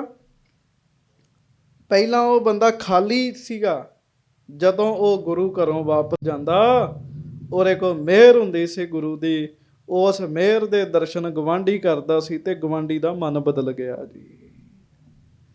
ਤੇ ਸੰਗਰਾਂਦ ਤੇ ਉਹ ਮਹਾਂਪੁਰਖ ਕਹਿੰਦੇ ਸੁਣਾ, ਗਵਾਂਢੀ ਤੰਗ ਤਾਂ ਨਹੀਂ ਕਰਦਾ? ਉਹ ਕਹਿੰਦਾ ਮਹਾਂਪੁਰਖੋ, ਗਵਾਂਢੀ ਵੀ ਨਾਲ ਹੀ ਆਇਆ ਤੇ ਮੱਥਾ ਟੇਕਣ, ਅੱਜ ਉਹ ਵੀ ਨਾਲ ਹੀ ਆਇਆ, ਇੱਥੇ ਕਿਤੇ ਸੇਵਾ ਕਰਨ ਦਿਆ ਚ। ਹਾਂਜੀ, ਜੁਗਤੀ ਬੰਦੇ ਦਾ ਭਲਾ ਕਰਨ ਦੀ ਜੀ, ਕਿਸੇ ਤਰੀਕੇ ਨਾਲ ਭਲਾ ਕਰ ਦੇਣਾ ਜੀ ਉਹਦਾ। ਹਾਂਜੀ, ਬਿਨ ਅਧਿਕਾਰ ਜੋ ਦੇ ਉਪਦੇਸ਼। ਮਹਾਰਾਜ ਕਹਿਣ ਲੱਗੇ ਕੋਈ ਉਪਦੇਸ਼ ਨਹੀਂ ਲੈਣਾ ਚਾਹੁੰਦਾ, ਉਹਨੂੰ ਉਪਦੇਸ਼ ਦੇਣਾ। ਹਾਂਜੀ, ਰਹੀ ਸ਼ਰੇ ਸੋ ਲਹੈ ਕਲੇਸ਼। ਮੁਕਤੀ ਤਾਂ ਕਿਤੇ ਛੱਡੋ, ਉਲਟਾ ਕਲੇਸ਼ ਗੱਲ ਪੈ ਜਾਂਦੀ ਜੀ। ਕਈ ਬੰਦਿਆਂ ਨੂੰ ਪਤਾ ਨਹੀਂ ਹੁੰਦਾ, ਉਹ ਐਵੇਂ ਹੀ ਦੂਜਿਆਂ ਨੂੰ ਕਹਿ ਦਿੰਦੇ ਕੇਸ ਰੱਖੋ ਜੀ, ਸ਼ਰਾਬ ਛੱਡੋ ਜੀ, ਉਹ ਉਲਟਾ ਉਹਨੂੰ ਝਿੜਕਾਂ ਮਾਰਨ ਲੱਗ ਪੈਂਦੇ ਵੀ ਤੂੰ ਬੜਾ ਪੱਧਰਾ, ਉਹ ਲੜਾਈ ਹੋ ਜਾਂਦੀ ਜੀ। ਹਾਂਜੀ, ਸਾਧ ਸੰਗ ਕੀ ਮਹਿਮਾ ਭਾਰੀ। ਇਸ ਕਰਕੇ ਸਾਧ ਸੰਗਤ ਕਰਨੀ ਚਾਹੀਦੀ ਹੈ। ਸਾਧ ਦਾ ਅਰਥ ਇੱਥੇ ਸੰਗਤ ਆਹ ਵਾਲੀ ਨਹੀਂ, ਸਾਧ ਦਾ ਅਰਥ ਇੱਥੇ ਉਹ ਹੈ, ਉਹ ਸਰੀਰ ਜਿਹਨੇ ਗੁਰੂ ਦੇ ਸ਼ਬਦ ਦੀ ਕਮਾਈ ਕੀਤੀ ਹੈ ਜੀ। ਇੱਥੇ ਸ਼ਬਦ ਨੂੰ ਕਮਾਇਆ ਜੀ, ਉਹ ਸਰੀਰ ਹੈ ਜਿਹਦੇ 'ਚ ਗੁਰੂ ਸਾਹਿਬ ਦਾ ਉਪਦੇਸ਼ ਵਸਦਾ ਜੀ। ਜਿਹਨੂੰ ਗੁਰਮੁਖ ਕਿਹਾ ਉਹਦੀ ਗੱਲ ਹੈ। ਮਹਾਰਾਜ ਕਹਿੰਦੇ ਜਿਵੇਂ ਡਾਕਟਰ ਜ਼ਰੂਰੀ ਹੈ, ਉਵੇਂ ਗੁਰਮੁਖ ਜ਼ਰੂਰੀ ਹੈ ਜੀ। ਹਾਂਜੀ, ਜਾਂ ਤੇ ਸ਼੍ਰੀ ਗੁਰਦੇਵ ਉਚਾਰੀ। ਮਹਾਰਾਜ ਕਹਿਣ ਲੱਗੇ ਗੁਰੂ ਹਰਗੋਬਿੰਦ ਸਾਹਿਬ, ਗੁਰੂ ਨਾਨਕ ਸਾਹਿਬ ਨੇ ਇਸੇ ਕਰਕੇ ਹੀ ਗੁਰਬਾਣੀ 'ਚ ਸਾਧ ਸੰਗਤ ਦੀ ਮਹਿਮਾ ਕੀਤੀ ਹੈ ਜੀ। ਉਹਨਾਂ ਸਰੀਰਾਂ ਦੀ ਸੰਗਤ ਉੱਤੇ ਜ਼ੋਰ ਦਿੱਤਾ ਜਿਹੜੇ ਗੁਰੂ ਦੇ ਸ਼ਬਦ ਦੀ ਕਮਾਈ ਕਰਦੇ ਹੈ। ਇੱਕ ਵਾਰੀ ਸਾਰੇ ਪ੍ਰੇਮ ਨਾਲ ਕਹੋ ਵਾਹਿਗੁਰੂ ਵਾਹਿਗੁਰੂ ਵਾਹਿਗੁਰੂ ਵਾਹਿਗੁਰੂ ਵਾਹਿਗੁਰੂ ਵਾਹਿਗੁਰੂ ਵਾਹਿਗੁਰੂ। ਉਹਨਾਂ ਸਰੀਰਾਂ ਦੀ ਸੰਗਤ ਤੇ ਜ਼ੋਰ ਦਿੱਤਾ ਤੇ ਜਿਨ੍ਹਾਂ ਦੇ ਅੰਦਰ ਨਾਮ ਪ੍ਰਵੇਸ਼ ਕਰ ਗਿਆ ਜੀ। ਕੁਦਰਤੀ ਹੈ, ਪਾਣੀ ਦੀ ਪਿਆਸ ਬੁਝਾਉਣੀ ਕਿਸੇ ਟੂਟੀ ਖੂਹ ਕੋ ਜਾਣਾ ਹੀ ਪੈਣਾ ਜੀ। ਅੰਦਰ ਸ਼ਾਂਤੀ ਚਾਹੁੰਦੇ ਆ, ਉਸ ਜਗ੍ਹਾ ਜਾਣਾ ਪੈਣਾ ਜਿੱਥੇ ਨਾਮ ਪ੍ਰਗਟ ਹੈਗਾ ਜੀ। ਗੁਰਮੁਖ ਦੇ ਸਰੀਰ ਦੇ ਅੰਦਰ ਨਾਮ ਪ੍ਰਗਟ ਹੈ, ਜਿਹੜਾ ਜਾਏਗਾ ਉਹਨੂੰ ਸ਼ਾਂਤੀ ਮਿਲੇਗੀ ਜੀ। ਹਾਂਜੀ, ਹੁਤੋ ਤੀਰਥਾ ਇੱਕ ਸਿੱਖ ਜੋਏ। ਇਸ ਕਰਕੇ ਸੱਚੇ ਪਾਤਸ਼ਾਹ ਮਹਾਰਾਜ ਕਹਿਣ ਲੱਗੇ ਸਾਧ ਸੰਗਤ ਜ਼ਰੂਰੀ ਹੈ। ਆਪਾਂ ਅਰਦਾਸ 'ਚ ਕਹਿੰਦੇ ਨਾ, ਸੇਈ ਸੰਤ ਪਿਆਰੇ ਮੇਲ, ਜਿਨ੍ਹਾਂ ਦੇ ਮਿਲਦਿਆਂ ਆਪ ਜੀ ਦਾ ਨਾਮ ਚੇਤੇ ਆਵੇ। ਜਿਨ੍ਹਾਂ ਨੂੰ ਮਿਲ ਕੇ ਨਾਮ ਚੇਤੇ ਆਵੇ, ਜਿਨ੍ਹਾਂ ਨੂੰ ਮਿਲ ਕੇ ਸਿਮਰਨ ਕਰਨ ਦਾ ਜੀ ਪੈਦਾ ਹੋਵੇ, ਉਹਨਾਂ ਦੇ ਨਾਲ ਮੇਲ ਕਰਾਓ ਮਹਾਰਾਜ ਸਾਡਾ। ਇਸ ਕਰਕੇ ਸੰਗਤ ਜੀ, ਗੁਰਬਾਣੀ 'ਚ ਦੋ ਗੱਲਾਂ, ਸ਼ਬਦ ਤੇ ਉਹ ਸਰੀਰ ਜਿਹਦੇ ਤੇ ਸ਼ਬਦ ਪ੍ਰਗਟ ਹੋ ਗਿਆ ਹੈ। ਗੁਰਮੁਖ ਹੋਵੇ, ਗੁਰਮੁਖ ਵਿਗੜਿਆਂ ਬੰਦਿਆਂ ਨੂੰ ਵੀ ਸਿੱਧੇ ਕਰ ਦਿੰਦਾ ਹੈ ਜੀ। ਭਾਈ ਸਾਹਿਬ ਭਾਈ ਵੀਰ ਸਿੰਘ ਜੀ ਦੀ ਮੈਂ ਗੱਲ ਕਹਿ ਕੇ ਆਪਾਂ ਅਗਲੀ ਸਾਖੀ ਵਿਚਾਰਦੇ ਹਾਂ, ਬੜੇ ਧਿਆਨ ਨਾਲ ਸੁਣਿਓ। ਇੱਕ ਬੰਦੇ ਨੇ ਅਖਬਾਰ ਵਿੱਚ ਲੇਖ ਛਾਪਣਾ ਭਾਈ ਵੀਰ ਸਿੰਘ ਜੀ ਦੇ ਖਿਲਾਫ, ਨਿੰਦਿਆ ਕਰਨੀ। ਬੜੀ ਉਹਨੇ ਲਿਖਣਾ ਜੀ, ਇਹ ਪੁੱਠਾ ਲਿਖਦਾ ਹੈ, ਇਹ ਊਲ ਜਲੂਲ ਲਿਖਦਾ। ਉਹਦਾ ਹੀ ਇੱਕ ਦਿਨ ਉਹ ਅੜ ਗਿਆ ਜੀ। ਉਹਦੇ ਪੁੱਤਰ ਨੇ ਨੌਕਰੀ ਲੱਗਣਾ ਸੀਗਾ। ਜਿਸ ਅਫਸਰ ਨੇ ਸਾਈਨ ਕਰਨੇ ਸੀ ਨਾ, ਉਹ ਅਫਸਰ ਭਾਈ ਵੀਰ ਸਿੰਘ ਜੀ ਦਾ ਸਨੇਹੀ ਸੀ, ਭਾਈ ਵੀਰ ਸਿੰਘ ਜੀ ਦੀ ਰਿਸਪੈਕਟ ਕਰਦਾ ਸੀ। ਹੁਣ ਉਹਨੂੰ ਪਤਾ ਭਾਈ ਵੀਰ ਸਿੰਘ ਕਹਿਣ ਤੇ ਮੇਰਾ ਪੁੱਤ ਨੌਕਰੀ ਤੇ ਲੱਗ ਜਾਏਗਾ, ਪਰ ਉਹਨੂੰ ਇਹ ਸੀ ਵੀ ਮੈਂ ਤੇ ਉਹਨਾਂ ਦੇ ਖਿਲਾਫ ਅਖਬਾਰ 'ਚ ਲਿਖਦਾ ਰਿਹਾ, ਉਹਨਾਂ ਕਹਿਣਾ ਨਹੀਂ। ਉਹਨੇ ਇੱਕ ਗੁਰਮੁਖ ਨਾਲ ਗੱਲ ਕੀਤੀ ਵੀ ਭਾਈ ਵੀਰ ਸਿੰਘ ਦੇ ਇੱਕ ਅੱਖਰ ਲਿਖਣ ਨਾਲ ਮੇਰੇ ਪੁੱਤ ਨੂੰ ਨੌਕਰੀ ਮਿਲਣੀ, ਤੇ ਮੈਂ ਉਹਨਾਂ ਦੀ ਨਿੰਦਿਆ ਕਰਦਾ ਰਿਹਾ, ਉਹਨਾਂ ਲਿਖਣਾ ਨਹੀਂ। ਉਹ ਗੁਰਮੁਖ ਕਹਿਣ ਲੱਗਾ ਤੂੰ ਜਾ ਤੇ ਸਹੀ। ਚਲੋ ਮਨ ਵੱਡਾ ਕਰਕੇ ਭਾਈ ਵੀਰ ਸਿੰਘ ਜੀ ਦੇ ਕੋਲ ਗਿਆ। ਭਾਈ ਸਾਹਿਬ ਨੇ ਉਸ ਅਫਸਰ ਨੂੰ ਚਿੱਠੀ ਲਿਖੀ, ਕਹਿੰਦੇ ਇਹ ਗੁਰਮੁਖ ਪਿਆਰਾ ਮੇਰਾ ਬਹੁਤ ਖਾਸ ਤੇ ਪਰਮ ਮਿੱਤਰ ਹੈ, ਚਿੱਠੀ ਪੜ੍ਹਦਿਆਂ ਸਾਰੇ ਦੇ ਪੁੱਤਰ ਨੂੰ ਨੌਕਰੀ ਤੇ ਰੱਖੋ। ਉਹ ਹੈਰਾਨ, ਮੈਂ ਇਸ ਗੁਰਮੁਖ ਦੀ ਨਿੰਦਿਆ ਕਰਦਾ ਰਿਹਾ, ਇਹ ਵੇਖੋ ਮੈਂ ਇਹਨਾਂ ਦੀ ਨਿੰਦਿਆ ਕਰਦਾ ਰਿਹਾ, ਇਹਨਾਂ ਇੱਕ ਵਾਰੀ ਵੀ ਇਸ ਗੱਲ ਨੂੰ ਚੇਤੇ ਨਹੀਂ ਕੀਤਾ। ਬਸ ਉਹਨਾਂ ਦੀ ਕਰਨੀ ਤੋਂ ਪ੍ਰਭਾਵਿਤ ਹੋ ਕੇ ਨਾ ਉਹ ਬੰਦਾ ਅਖਬਾਰ 'ਚ ਭਾਈ ਸਾਹਿਬ ਦੀ ਸਿਫਤ ਲਿਖੀ, ਉਸ ਦਿਨ ਤੋਂ ਨਾਮ ਦੇ ਅਭਿਆਸ ਵਿੱਚ ਡਟ ਗਿਆ ਜੀ, ਜੀਵਨ ਬਦਲ ਗਿਆ। ਬਾਬਾ ਈਸ਼ਰ ਸਿੰਘ ਜੀ ਰਾੜਾ ਸਾਹਿਬ ਵਾਲੇ, ਇਹਨਾਂ ਦੀ ਵੀ ਇੱਕ ਗੱਲ ਸੁਣ ਲਓ, ਕਿਉਂ ਇੱਥੇ ਉਹਨਾਂ ਦੀ ਗੁਰਮੁਖਾਂ ਦੀ ਗੱਲ ਹੋ ਰਹੀ ਹੈ ਜਿਨ੍ਹਾਂ ਨੇ ਗੁਰੂ ਦੇ ਸ਼ਬਦ ਦੀ ਕਮਾਈ ਕੀਤੀ ਹੈ, ਤੇ ਉਹਨਾਂ ਦੀ ਉਦਾਹਰਣ ਦੇਣੀ ਬੜੀ ਜ਼ਰੂਰੀ ਹੈ। ਇੱਕ ਨਹੀਂ ਬਹੁਤ ਸਾਰੇ ਗੁਰਮੁਖ ਹੋਏ ਨੇ। ਬਾਬਾ ਈਸ਼ਰ ਸਿੰਘ ਜੀ ਰਾੜੇ ਵਾਲੇ ਨਹਿਰ ਦੇ ਕੰਢੇ ਤੇ ਰਹਿੰਦੇ ਸਨ, ਤੇ ਉਹਨਾਂ ਨੂੰ ਪ੍ਰੇਮੀਆਂ ਕਿਹਾ, ਕਹਿੰਦੇ ਜੀ ਇੱਕ ਬੰਦਾ ਤੁਹਾਡੇ ਪ੍ਰਤੀ ਤੁਹਾਡੀ ਨਿੰਦਿਆ ਲਿਖ ਕੇ ਇਸ਼ਤਿਹਾਰ ਛਾਪ ਕੇ ਬਾਹਰ ਪੋਸਟਰ ਚਪਕਾਉਂਦਾ, ਇਸ਼ਤਿਹਾਰ ਚਪਕਾਉਂਦਾ। ਕੀ ਲਿਖਦੇ ਸੀ ਵੀ ਰਾੜੇ ਦੀ ਧਰਤੀ ਤੇ ਇੱਕ ਠੱਗ ਰਹਿੰਦਾ, ਦੁੱਧ ਪੁੱਤ ਦੇ ਦਾਨ ਦਿੰਦਾ, ਪਖੰਡ ਕਰਦਾ, ਇਹੋ ਜਿਹੀਆਂ ਗੱਲਾਂ ਲਿਖੀਆਂ ਸੀ। ਤੇ ਮਹਾਂਪੁਰਖ ਕਹਿਣ ਲੱਗੇ ਵੀ ਤੂੰ ਕਿਉਂ ਦੁਖੀ ਹੁੰਦਾ ਹੈ, ਲੋਕ ਤੇ ਪੈਸੇ ਦੇ ਕੇ ਮਸ਼ਹੂਰੀ ਕਰਦੇ ਆ, ਉਹ ਸਾਡੀ ਉਂਝ ਹੀ ਕਰੀ ਜਾਂਦਾ, ਕਮਾਈ ਸੀ ਨਾ। ਕਹਿੰਦੇ ਕੋਈ ਗੱਲ ਨਹੀਂ। ਦੁਪਹਿਰ ਦਾ ਸਮਾਂ, ਮਹਾਂਪੁਰਖ ਕਿਸੇ ਦੇ ਭੋਗ ਤੋਂ ਆ ਰਹੇ ਸੀਗੇ। ਉਹ ਬੰਦਾ ਇਸ਼ਤਿਹਾਰ ਸਾਈਕਲ ਤੇ ਰੱਖੇ ਜੀ ਉਹਨੇ, ਪਿੱਛੇ ਅੱਗੇ ਲੇਵੀ ਟੰਗੀ ਹੁੰਦੀ ਸੀ, ਤੇ ਸੰਗਤ ਜੀ ਉਹ ਕੰਧ ਦੇ ਉੱਤੇ ਨਾ ਮਹਾਂਪੁਰਖਾਂ ਦੇ ਖਿਲਾਫ ਇਸ਼ਤਿਹਾਰ ਚਿਪਕਾ ਰਿਹਾ ਸੀਗਾ। ਮਹਾਂਪੁਰਖ ਉਤਰੇ ਗੱਡੀ 'ਚੋਂ, ਉਹਨੇ ਵੇਖ ਲਿਆ ਵੀ ਇਹਨਾਂ ਦੇ ਖਿਲਾਫ ਮੈਂ ਲਿਖ ਰਿਹਾ, ਛਾਪ ਰਿਹਾ, ਇਹੋ ਹੀ ਉੱਤੋਂ ਆ ਗਏ ਵੀ ਅੱਜ ਮੇਰੀ ਖੈਰ ਨਹੀਂ। ਉਹ ਉਤਰੇ, ਉਤਰ ਕੇ ਕਹਿੰਦੇ ਤੁਸੀਂ ਇੰਨੀ ਖੇਚਲ ਕਰ ਰਹੇ ਹੋ, ਇੰਨੀ ਦੁਪਹਿਰੇ ਗਰਮੀ ਦੇ ਵਿੱਚ ਖੇਚਲ ਕਰਨ ਦੇ ਹੋ, ਆਓ ਸਾਡੇ ਨਾਲ ਗੱਡੀ 'ਚ ਬੈਠੋ, ਜਿੱਥੇ ਕਹੋਗੇ ਉੱਥੇ ਇਸ਼ਤਿਹਾਰ ਨਾਲ ਛਪਵਾਵਾਂਗੇ ਤੁਹਾਡੇ, ਜਿੱਥੇ ਕਹੋਗੇ। ਉਹ ਕਹਿੰਦਾ ਮੈਂ ਤੇ ਸੋਚਿਆ ਸੀ ਮੈਨੂੰ ਕੁੱਟਣਗੇ ਮਾਰਨਗੇ, ਤੇ ਉਲਟ ਕੰਮ ਹੋ ਗਿਆ। ਉਹ ਗੱਡੀ 'ਚ ਨਾ ਬਵੇ ਜੀ। ਉਹਨਾਂ ਮਹਾਂਪੁਰਖਾਂ ਨੇ ਉਹਦੇ ਵੱਲ ਵੇਖਿਆ ਜੀ। ਵੇਖਣ ਵਿੱਚ ਵੀ ਪਿਆਰਿਓ ਫਰਕ ਹੁੰਦਾ ਹੈ।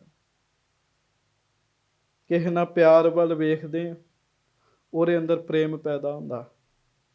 ਕਿ ਜਿਹਦੇ ਵੱਲ ਘੂਰੀ ਵੱਟ ਗਏ ਉਹਨੂੰ ਗੁੱਸਾ ਚੜੇਗਾ ਜੀ। ਜਦੋਂ ਬੰਦਗੀ ਵਾਲਾ ਕਿਸੇ ਵੱਲ ਵੇਖੇ, ਧਿਆਨ ਨਾਲ ਵੇਖੇ, ਆਪਣੀ ਕਮਾਈ ਦੂਜੇ ਨੂੰ ਦੇਵੇਗਾ ਜੀ। ਉਹਨਾਂ ਨਿਗਾਹ ਪਾ ਕੇ ਵੇਖਿਆ, ਉਹ ਕਹਿੰਦੇ ਬੈਠੋ, ਇਸ਼ਤਿਹਾਰ ਰੱਖੋ ਗੱਡੀ 'ਚ, ਅਸੀਂ ਨਾਲ ਚੱਲਦੇ ਹਾਂ। ਸਾਈਕਲ ਛੁੱਟ ਗਿਆ। ਕਹਿੰਦਾ ਮਹਾਂਪੁਰਖੋ, ਗੱਡੀ ਵਿੱਚ ਬੈਠਾਂਗਾ ਜ਼ਰੂਰ, ਪਰ ਤੁਹਾਡੀ ਨਿੰਦਿਆ ਵਾਸਤੇ ਇਸ਼ਤਿਹਾਰ ਨਹੀਂ ਛਪਾਵਾਂਗਾ। ਅੱਜ ਤੋਂ ਬਾਅਦ ਮੈਨੂੰ ਪੱਕਾ ਹੀ ਆਪਣੇ ਕੋਲ ਰੱਖ ਲਓ। ਕਹਿੰਦੇ ਪੱਕਾ ਹੀ। ਉਹ ਹਲਦੀ ਹੁਲਦੀ ਉੱਥੇ ਪੀਸਣ ਦੀ ਫਿਰ ਸੇਵਾ ਕਰਦਾ ਰਿਹਾ। ਇੱਕ ਦਿਨ ਮਹਾਂਪੁਰਖਾਂ ਨੇ ਦੁੱਧ ਨਾਲ ਉਹਨੂੰ ਨਵਾਤਾ। ਸੇਵਾਦਾਰਾਂ ਨੂੰ ਕਹੇ ਇਹਨੂੰ ਦੁੱਧ ਨਾਲ ਇਸ਼ਨਾਨ ਕਰਾਓ। ਲੋਕ ਕਹਿੰਦੇ ਆ ਇਹ ਕਿਹੜਾ ਦੁੱਧ ਨਹਾਤਾ ਹੈ, ਇਹਨੂੰ ਸੱਚੀ ਮੁੱਚੀ ਦੁੱਧ ਨਹਾਤਾ ਕਰਾ ਦਿਓ, ਇਹਦਾ ਜੀਵਨ ਹੁਣ ਬਦਲ ਗਿਆ ਹੈ। ਕਿੰਨਾ ਵੱਡਾ ਨਿੰਦਕ ਸੀ, ਪਰ ਉਹਦਾ ਭਲਾ ਕਰਤਾ ਜੀ। ਹਰ ਬੰਦਾ ਭਲਾ ਨਹੀਂ ਜੇ ਕਰ ਸਕਦਾ ਪਿਆਰਿਓ, ਉਹ ਬੰਦਾ ਭਲਾ ਕਰ ਸਕਦਾ ਜਿਹਦੇ ਅੰਦਰ ਗੁਰੂ ਦਾ ਸ਼ਬਦ ਚੱਲ ਰਿਹਾ ਹੈ। ਹਾਂਜੀ, ਹੁਤੋ ਤੀਰਥਾ, ਹੁਤੋ ਤੀਰਥਾ ਇੱਕ ਸਿੱਖ ਜੋਏ। ਅੱਗੋਂ ਸਾਖੀ ਨਵੀਂ ਸ਼ੁਰੂ ਹੁੰਦੀ, 5-7 ਮਿੰਟਾਂ 'ਚ ਮੈਂ ਸਮਾਪਤੀ ਕਰਾਂਗਾ। ਅੱਜ ਕਥਾ ਲੇਟ ਸ਼ੁਰੂ ਕੀਤੀ ਆਪਾਂ। ਇੱਕ ਭਾਈ ਤੀਰਥਾ ਜੀ ਸਤਿਗੁਰੂ ਜੀ ਦੇ ਸਿੱਖ ਸਨ। ਹਾਂਜੀ, ਰਹੇ ਸ਼ਾਹ ਲਸ਼ਕਰ ਮੈਂ ਸੋਏ। ਉਹ ਬਾਦਸ਼ਾਹ ਦੀ ਫੌਜਾਂ ਵਿੱਚ ਨੌਕਰੀ ਕਰਦਾ ਸੀ ਭਾਈ ਤੀਰਥਾ। ਹਾਂਜੀ, ਸ਼੍ਰੀ ਹਰਗੋਬਿੰਦ ਸ਼ਰਣੀ ਆਇਓ। ਭਾਈ ਤੀਰਥਾ ਜੀ ਗੁਰੂ ਹਰਗੋਬਿੰਦ ਸਾਹਿਬ ਜੀ ਦੀ ਸ਼ਰਨ ਵਿੱਚ ਆਏ। ਹਾਥ ਜੋੜ ਕਰ ਬਾਕ ਅਲਾਇਓ। ਹੱਥ ਜੋੜੋ ਸਾਰੇ, ਆਖੋ ਧੰਨ ਗੁਰੂ ਹਰਗੋਬਿੰਦ ਸਾਹਿਬ ਜੀ ਮਹਾਰਾਜ। ਹੱਥ ਜੋੜ ਕੇ ਉਹਨੇ ਬਚਨ ਕੀਤਾ। ਮੈਨੂੰ ਹੱਥ ਜੋੜਨ ਤੋਂ ਚੇਤਾ ਆ ਗਿਆ, ਮੈਨੂੰ ਮਾਫੀ ਦੇ ਦਿਓ, ਵਿੱਚੋਂ ਸਾਖੀ ਤੇ ਕਰਨ ਲੱਗਾ। ਕੱਲ ਅਸੀਂ ਇੱਕ ਸਮਾਗਮ ਤੇ ਗਏ ਤਾਂ ਉੱਥੇ ਇੱਕ ਰਾਗੀ ਕਵੇ ਜੀ ਹੱਥ ਖੜੇ ਕਰੋ ਸਾਰੇ। ਆਏ ਹੱਥ ਖੜੇ ਕਰਕੇ ਕਹੋ ਧੰਨ ਗੁਰੂ ਨਾਨਕ। ਮੈਂ ਵੀ ਸਟੇਜ ਤੇ ਬੈਠਾ ਸਾਂ। ਮੈਂ ਸੋਚਿਆ ਵੇਖੋ, ਪੁਲਿਸ ਵਾਲੇ ਮੁਜਰਮ ਕੋਲੋਂ ਹੱਥ ਖੜੇ ਕਰਾਉਂਦੇ, ਟੀਚਰ ਨੇ ਸਜ਼ਾ ਦੇਣੀ ਹੋਵੇ ਬੱਚਿਆਂ ਨੂੰ ਕਹਿੰਦੀ ਹੱਥ ਖੜੇ ਕਰ ਲਓ। ਗੁਰੂ ਨਾਨਕ ਸਾਹਿਬ ਦੀ ਸੰਗਤ ਹੈ, ਮੁਜਰਮ ਥੋੜ੍ਹੀ ਹੈਗੀ ਹੈ ਜੀ। ਹੱਥ ਖੜੇ ਕਰੋ ਆਹੇ ਸਾਰੇ। ਇੱਥੇ ਹੱਥ ਖੜੇ ਕਰਨ ਦੀ ਗੱਲ ਨਹੀਂ ਹੈਗੀ, ਇੱਥੇ ਹੱਥ ਜੋੜਨ ਦੀ ਗੱਲ ਹੈਗੀ ਹੈ। ਹੱਥ ਜੋੜਿਆ ਅੰਦਰ ਨਿਮਰਤਾ ਆਉਂਦੀ। ਦੋਏ ਕਰ ਜੋੜ ਕਰੀ ਅਰਦਾਸ। ਕਿੰਨਾ ਦੋਏ ਕਰ ਦਾ ਜ਼ਿਕਰ ਆਉਂਦਾ ਜੀ। ਉਹਨਾਂ ਦੋਵੇਂ ਹੱਥ ਜੋੜ ਕੇ ਅਰਦਾਸ ਕੀਤੀ। ਲੱਗੋ ਰਹੋ ਨਿਜ ਕਿਰਤ ਵਿਸਾਲਾ। ਸੱਚੇ ਪਾਤਸ਼ਾਹ, ਮੈਂ ਸਾਰੀ ਦਿਹਾੜੀ ਆਪਣਾ ਕੰਮਕਾਰ ਕਰਦਾ ਰਹਿਣਾ ਹਾਂ, ਅਵਸਰ ਹੋਤ ਨਹੀਂ ਤਿਸ ਕਾਲਾ। ਮਹਾਰਾਜ ਕਦੀ ਮੈਨੂੰ ਨਾਮ ਜਪਣ ਦਾ ਸਮਾਂ ਹੀ ਨਹੀਂ ਮਿਲਦਾ, ਸਾਰੀ ਦਿਹਾੜੀ ਕੰਮ ਕਰੀ ਜਾਂਦਾ। ਹਾਂਜੀ, ਕਿਮ ਹਮਰੋ ਪੀ ਹੋਏ ਉਧਾਰਾ। ਸੱਚੇ ਪਾਤਸ਼ਾਹ ਮੇਰਾ ਵੀ ਭਲਾ ਹੋ ਜਾਏਗਾ, ਮੇਰੇ ਕੋਲ ਨਾਮ ਨਹੀਂ ਜਪਿਆ ਜਾਂਦਾ। ਮਹਾਰਾਜ ਜੇ ਹੋਏਗਾ ਤੇ ਕਿਵੇਂ ਹੋਏਗਾ? ਗੁਰੂ ਸਾਹਿਬ ਜੀ ਨੇ ਸ਼੍ਰੀ ਮੁਖ ਤੇ ਉਪਦੇਸ਼ ਉਚਾਰਾ। ਧੰਨ ਗੁਰੂ ਹਰਗੋਬਿੰਦ ਸਾਹਿਬ ਨੇ ਫਿਰ ਉਹਨੂੰ ਉਪਦੇਸ਼ ਦਿੱਤਾ। ਸੰਤਨ ਕੀ ਸੇਵਾ ਨਿਤ ਕਰੀਐ। ਮਹਾਰਾਜ ਕਹਿੰਦੇ ਜੇ ਨਾਮ ਨਹੀਂ ਜਪਿਆ ਜਾਂਦਾ, ਜਿਹੜੇ ਨਾਮ ਜਪਦੇ ਉਹਨਾਂ ਦੀ ਸੇਵਾ ਹੀ ਕਰ ਲੈ। ਕਹਿੰਦੇ ਇਹਦਾ ਵੀ ਵੱਡਾ ਲਾਭ। ਆਪ ਨਹੀਂ ਜਪਿਆ ਜਾਂਦਾ। 3 ਚੀਜ਼ਾਂ ਨੇ ਪ੍ਰਵਾਨ ਹੋਣ ਦੀਆਂ। ਇੱਕ ਧਨ ਸੇਵਾ, ਸੇਵਕ ਪ੍ਰਵਾਨ। ਸੇਵਾ ਕਰੇ ਰੱਜ ਕੇ, ਸੇਵਾ ਨਹੀਂ ਹੁੰਦੀ ਰੱਜ ਕੇ ਨਾਮ ਜਪੇ। ਭਾਗ ਠੜੇ ਵਾਹਿਗੁਰੂ ਪ੍ਰਵਾਨ ਗਣੇ ਸੇਈਏ ਹਾਏ, ਜਿਨ ਘਰ ਧਨ ਹਰ ਨਾਮਾ। ਤੇ ਜੇ ਨਾ ਸੇਵਾ ਹੁੰਦੀ ਹੈ, ਨਾ ਨਾਮ ਜਪਿਆ ਜਾਂਦਾ, ਪ੍ਰਵਾਨ ਹੋਣਾ, ਕੀ ਕਰੇ ਫਿਰ? ਪ੍ਰਵਾਨ ਹੋਇਆਂ ਦੀ ਸੰਗਤ ਕਰ ਲਵੇ ਜੀ, ਤਾਂ ਵੀ ਪ੍ਰਵਾਨ ਹੋ ਜਾਏਗਾ। ਮਹਾਰਾਜ ਕਹਿੰਦੇ ਜੇ ਨਾਮ ਨਹੀਂ ਜਪਿਆ ਜਾਂਦਾ, ਜਿਹੜੇ ਨਾਮ ਜਪਦੇ ਆ ਉਹਨਾਂ ਦੀ ਸੇਵਾ ਕਰਿਆ ਕਰ। ਉਹਨਾਂ ਨੂੰ ਕੱਪੜੇ